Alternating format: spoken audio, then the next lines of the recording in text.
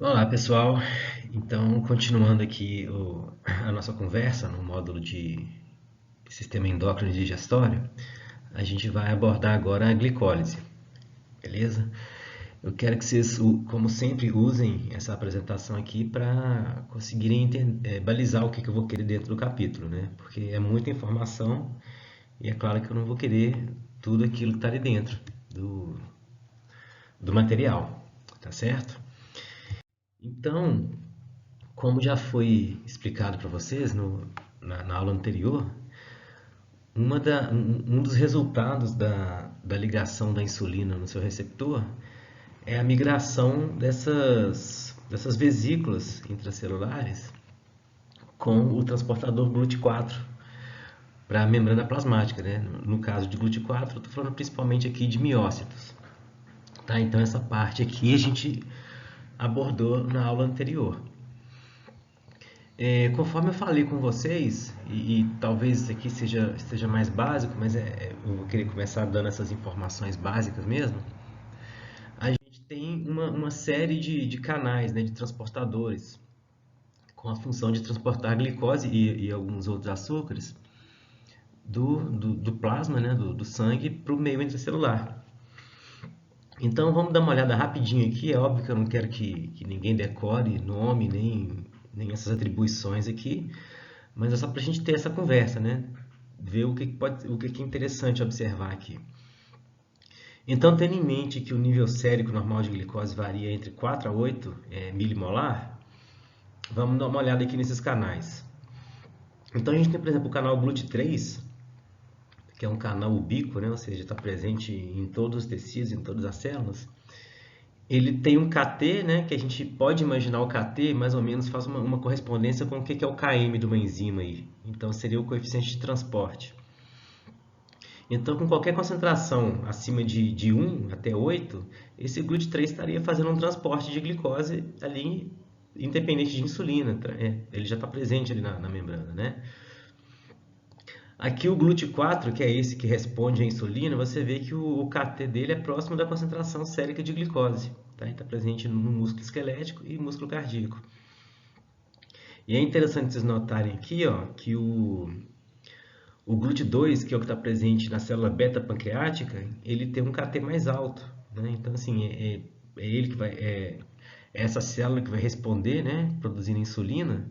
Então, faz sentido que esse transportador só consiga passar concentrações maiores de glicose. Beleza? Mas eu não vou ficar me demorando muito mais nisso, não. Tranquilo? Aqui é para a gente fazer uma comparação, para vocês entenderem que esse transporte de glicose, né, ou o transporte de qualquer metabólito, de qualquer molécula que seja por difusão facilitada, ele tem uma curva de cinética diferente do que a da difusão simples. Porque aqui na difusão simples depende simplesmente da concentração daquele substrato que está sendo transportado. Quanto maior a concentração dele, maior vai ser o transporte, né? Depende exclusivamente do gradiente. Já quando a gente está falando de difusão facilitada, que é o que acontece com a glicose, que é facilitada pelos transportadores GLUT, a gente tem ali uma cinética de transporte. Tá? Então, do mesmo jeito que a gente viu lá nas enzimas, a gente tem ali uma velocidade máxima, né? Um transporte máximo, ou seja, quando todos aqueles canais ali, no caso o transportador GLUT, estiverem ocupados, não adianta a gente aumentar a concentração de glicose, porque o transporte não vai aumentar, né? Os canais estão saturados. Então, isso aqui é só para a gente ter a noção dessa questão cinética do transportador também, né? Que o transporte de glicose depende também da concentração desses transportadores ali na membrana da célula. Correto? Então, agora com a glicose dentro da célula, a gente vai começar a falar diretamente da glicólise. Ok? O que a gente vai ver agora são uma série de 9, 10 reações. E vocês vão ver que é uma depois da outra. Eu recomendo até que vocês tenham aí do lado o mapa metabólico, o PDF que eu mandei para vocês anteriormente, para vocês acompanharem nesse mapa e vocês vão ver que é uma molécula se transformando em outra, e como muda alguma coisa na conformação, muda o nome também, e sempre tem enzimas envolvidas e cofatores, mas eu não quero que vocês decorem nada disso, tá certo? A gente vai ver agora então uma reação depois da outra, mas a gente vai focar principalmente no porquê que cada reação está acontecendo. Mas não se preocupem com decorar o nome desses intermediários, não se preocupem com decorar a estrutura química deles, não se preocupem com nada disso, tá bom? Vamos dar importância no porquê está acontecendo cada coisa. Então aqui, quando a glicose entra na célula, né, pelo transportador GLUT, ela vai ser fosforilada. Vai ser fosforilada e vai passar a se chamar glicose 6-fosfato, porque ela vai estar com um fosfato aqui no carbono 6. A enzima que faz isso é a hexocinase. Cinase a gente já sabe que são enzimas que fosforilam moléculas, né, ao gasto de um ATP. E hexo porque ela está fosforilando um açúcar de 6 carbonos. Beleza? As duas vantagens da hexocinase fosforilar a glicose, uma é que a glicose 6-fosfato não consegue sair da célula, porque não tem transportador de açúcar fosforilado na membrana da célula. E a outra vantagem é que essa glicose ela vai ser quebrada posteriormente, e esse fosfato aqui ele deixa a molécula mais instável, então fica mais fácil de quebrar ela depois. Tá? Então, agora continuando. E aí, continuando, uma fosfohexose isomerase vai converter a glicose 6-fosfato em frutose 6-fosfato. Tá? Isso é feito porque a frutose é uma molécula mais simétrica, então quando ela for quebrada ali na frente, a gente vai conseguir duas metades que são mais parecidas uma com a outra, né? Aí fica mais fácil trabalhar com as duas. Essa enzima, como sendo uma das mais importantes da via, né? Ela é bastante regulada. Então, ATP e prótons H+, eles inibem essa enzima. Porque se a gente tem bastante ATP, então eu não preciso manter a glicólise funcionando tão rapidamente, né? Para fazer mais ATP. E se eu não tenho oxigênio suficiente lá no final, ou seja, se eu começo a produzir ácido lático demais, o pH começa a diminuir. Então, a concentração de H+ faz com que a glicólise diminua a sua velocidade também, para não aumentar a concentração de íons H+, né? Para não baixar o pH de uma forma perigosa. E o AMP, né, que é um sinalizador de baixa carga energética, ele meio que desfaz a inibição causada pelo ATP, certo? Então aqui a gente tem as duas curvas de cinética enzimática dessa enzima. Então está aqui o substrato dela, que é a frutose 6-fosfato. Se eu tenho uma situação de pouco ATP, ou se eu estou precisando de produzir mais ATP, ela tem uma curva hiperbólica, a cinética dessa enzima é hiperbólica. Mas o ATP ele é um inibidor alostérico. Então, quando aumenta a concentração de ATP, ele se liga em um sítio da enzima que é diferente do sítio ativo, né? E quando ele se liga naquele sítio, ele muda a conformação da enzima e diminui a afinidade dela pelo substrato. Tá? Dessa forma, então, fazendo a inibição e diminuindo a velocidade da glicólise. Prosseguindo, então, na via, a frutose 1,6-bifosfato que foi formada, ela vai ser quebrada, então, mais ou menos aqui no meio, por uma enzima que é a aldolase. Essa quebra da frutose 1,6-bifosfato vai gerar uma molécula de gliceraldeído 3-fosfato e de hidroxetona fosfato. Beleza? Mas só o gliceraldeído 3-fosfato continua na via glicolítica. A outra dihidroxetona fosfato, a dihidroxetona fosfato que foi formada, ela vai ser convertida em outro gliceraldeído 3-fosfato. Tá? De forma que a gente vai ter duas moléculas de gliceraldeído 3-fosfato seguindo adiante na glicólise. Por isso que daqui para frente tudo que a gente contabilizar é em dobro. Se a gente for prestar atenção aqui no ΔG dessa reação, ele é um ΔG bastante positivo, né? O que me faz concluir que essa conversão de hidroxetona fosfato em gliceraldeído 3-fosfato é termodinamicamente desfavorável. E é mesmo. Só que aí lembram da gente ter visto no Introdução à Ciência da Vida 3 sobre aquela questão de como a concentração pode alterar o ΔG de uma reação? Então esse gliceraldeído formado ele é rapidamente convertido no próximo produto. Então, mexendo aqui a concentração dele, o nosso organismo consegue, a nossa célula consegue deixar essa reação aqui favorável. Tanto é que vai ser isso que vai acontecer na próxima reação. Então, aqui na próxima reação, esse fosfato aqui, essa ligação aqui vai ser quebrada, e a energia liberada pela quebra é mais do que suficiente para eu formar um ATP a partir do ADP. Você vê ainda que eu tenho um ΔG ainda negativo ainda, ou seja, mesmo eu tendo uma formação de ATP, eu ainda tenho um ΔG negativo. Então, eu consigo fazer o ATP aqui, né, nessa etapa por isso, pela quebra dessa ligação anidrido formada antes aqui. Aqui pode parecer confuso que o nome dessa enzima é fosfoglicerado cinase, mas porque ela foi nomeada a partir da reação inversa, né? Que seria, no caso, a fosforilação do 3-fosfoglicerato. Então é por isso que eu falo, para não ficar preocupando muito com o nome de enzima, porque cada hora a lógica é uma também, então a gente vai ficar preocupado à toa. Beleza? Mas não se preocupe com isso aqui não. Então, na reação anterior, né, eu tive a primeira formação de ATP, então eu consegui já pagar aquele gasto que eu tive no começo da glicólise. Só que eu ainda tenho um fosfato aqui para lidar com ele.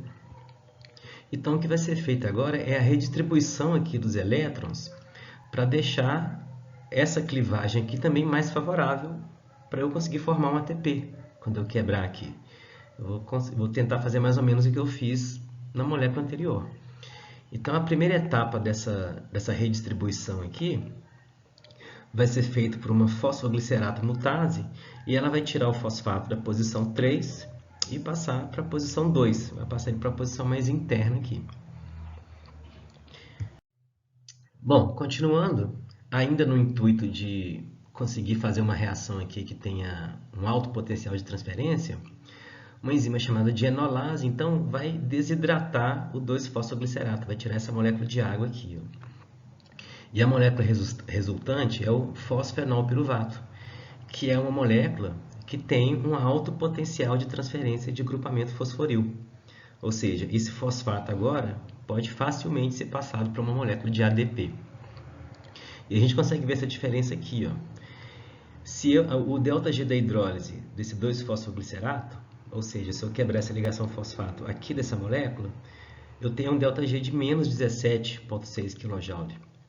Já o ΔG da hidrólise dessa mesma ligação aqui tem uma variação de energia livre de 61,9 kJ por mol. Ou seja, me libera bem mais energia, né, se eu quebrar a ligação aqui do fosfenolpiruvato. Por isso que eu vou transformar essa molécula nessa daqui. Beleza? E prosseguindo, então, eu vou fazer o que eu falei que eu ia fazer, né? Transferir um grupo fosforil do fosfenolpiruvato para o ADP. Então, é exemplo daquilo que foi feito lá atrás, a enzima piruvato cinase, e do mesmo jeito ela está sendo nomeada pela reação inversa, tá? Então seria a fosforilação do piruvato, né? Apesar do que essa reação é irreversível.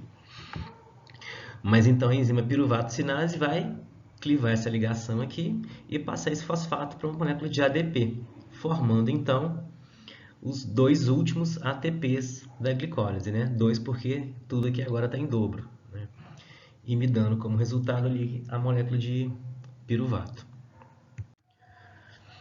Essa reação aqui, como toda reação irreversível de qualquer via metabólica, é um dos principais pontos de regulação.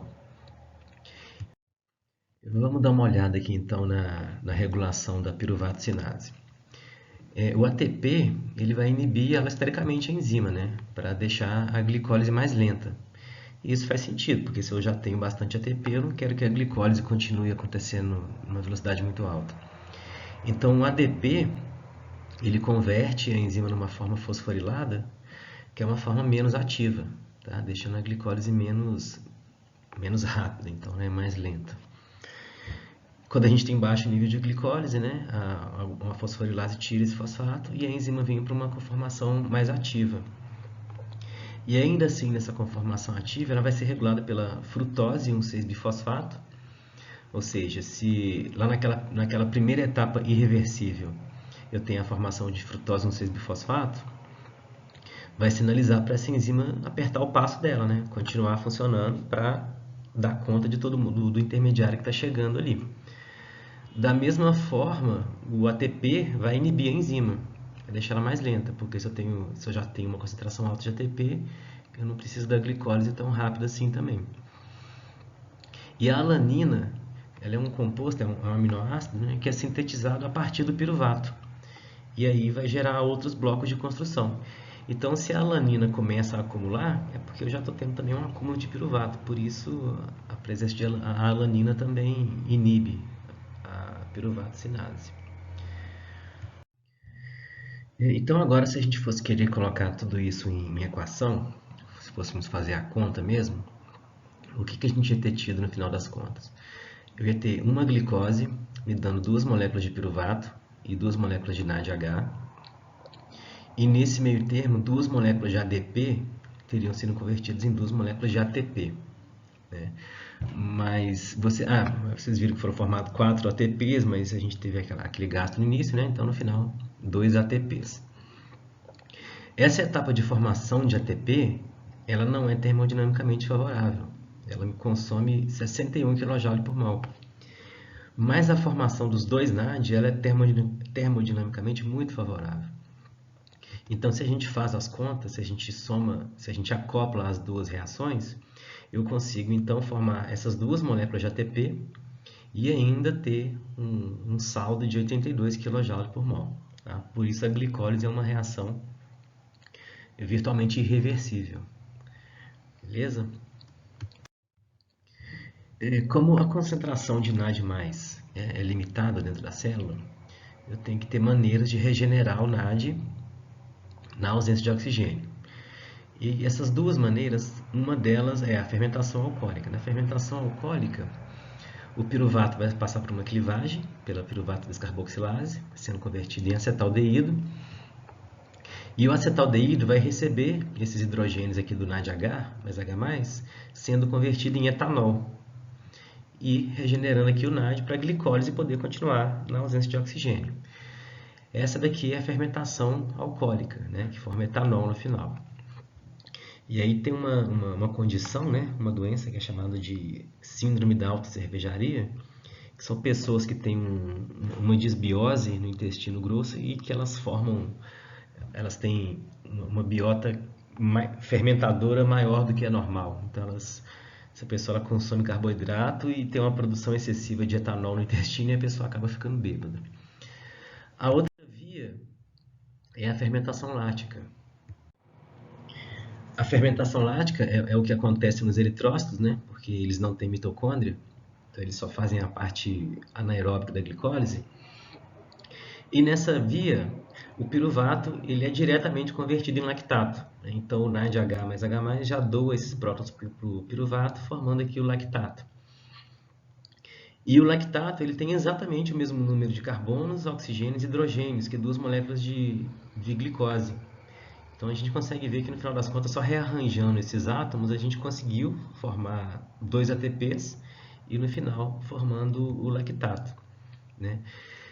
É interessante que o eritrócito não possua mitocôndrias, né? Porque se a gente pensar que a função dessa célula é o transporte de oxigênio, a gente deixa ela completamente independente de oxigênio. É mais ou menos como não dando o ouro para o ladrão transportar, né? Então essa é uma característica bem interessante dos eritrócitos não ter mitocôndrias. Então eles não precisam justamente daquele aceptor de prótons que eles carregam.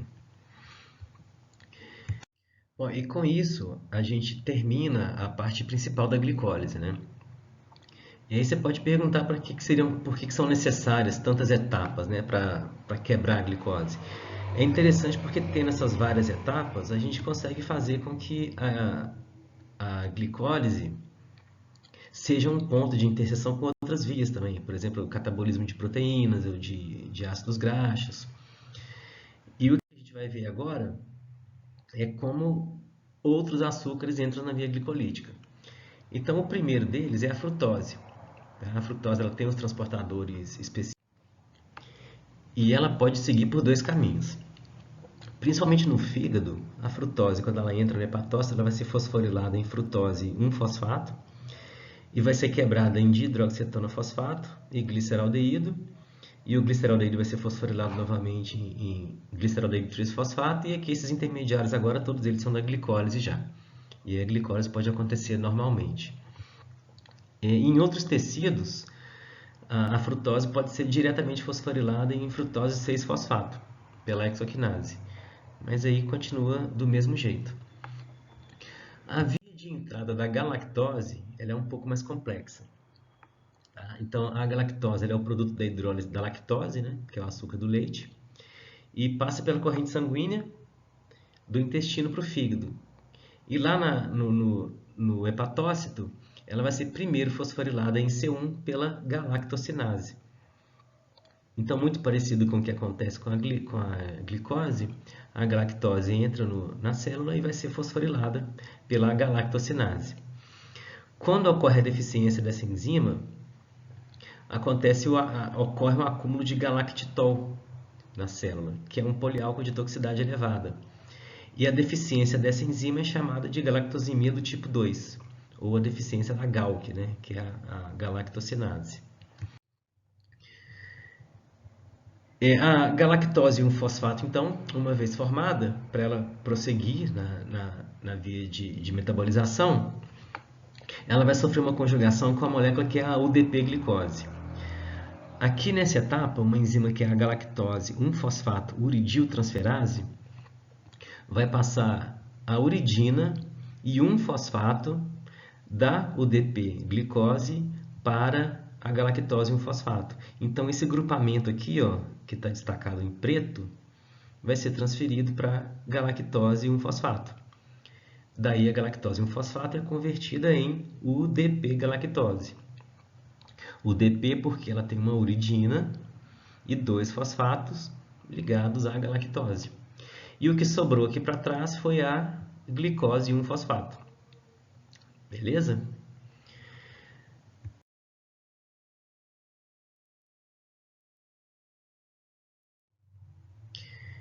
Numa última etapa aqui, uma enzima chamada de UDP difosfogalactose 4 epimerase vai converter a galactose no seu epímero, que é a glicose. Então, UDP-galactose vai ser convertida em UDP-glicose.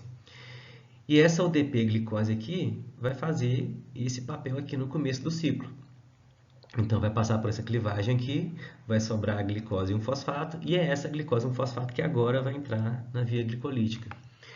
Então, essa galactose que acabou de entrar no ciclo, ela dá uma volta inteira antes de, então, conseguir entrar na via glicolítica. Beleza? Foi bem rápido, né, aqui essa explicação, mas como eu falei com vocês, a gente focou em cima do porquê das coisas estarem acontecendo, e eu espero que seja útil para vocês, para o estudo de vocês, essa apresentação aqui, tá? Um abraço e bons estudos.